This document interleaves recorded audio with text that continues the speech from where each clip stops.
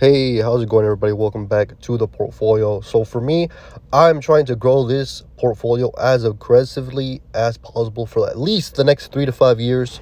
So I'm planning on trying to work as much as I can and make as much money as possible and deposit as much money into this portfolio as possible so I can have as much growth in this portfolio. I'm obviously picking individual stocks. I don't have any ETFs, anything like that. I'm not really into options that much. Sometimes I might buy some options if I see something, but for my risk tolerance, I only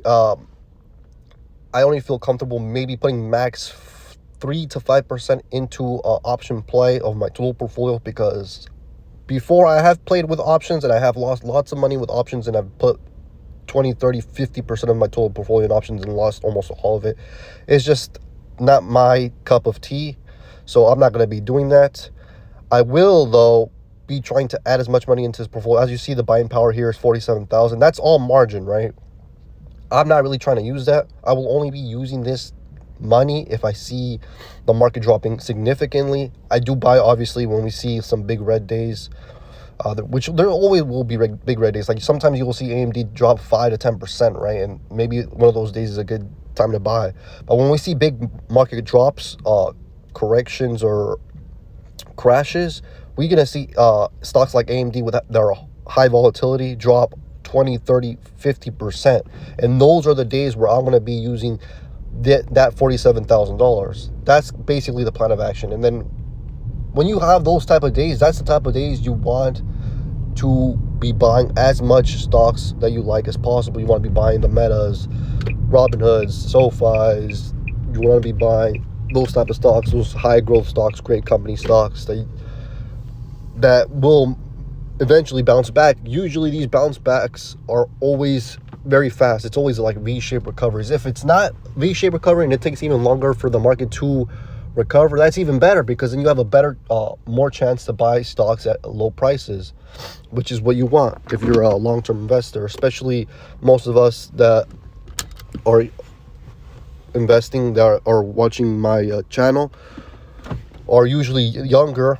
Like if you're under 50 years old, you still have about 10 to 15 years left, if not more, into the future until you retire, which 10 to 15 years is still a decent amount of time to make a lot of money in the stock market. You know what I'm saying? So if you're not over 50 years old, you should be thinking long term, and you should be buying and holding stocks, and especially buying on crashes, because that's going to be the best opportunity to make as much money as possible. That's why I did when I bought AMD. I bought AMD last year in the little crash that we had. Even though it wasn't a big crash, we were able to get AMD in the 90s, and now AMD's at 500, almost close to $600.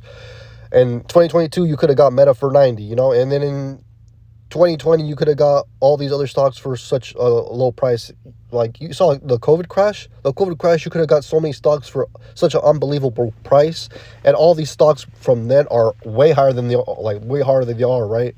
You could have got all those stocks in 2020, and they're like 5, 10, 20x from where they are back then.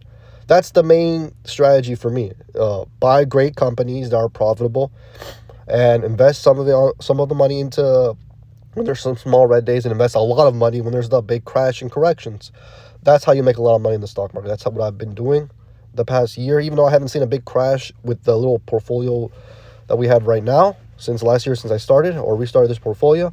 But we will have big crashes. And when that does happen, and I have the $47,000, which eventually will be 50 and with 60 and $70,000 whenever I start depositing more money, we'll be able to buy so much stocks at such low discounts. So whenever the market does recover, we'll have 100, 150, 200% returns just from the stocks coming back to where they were. If not, they're going to keep going up if they're great companies,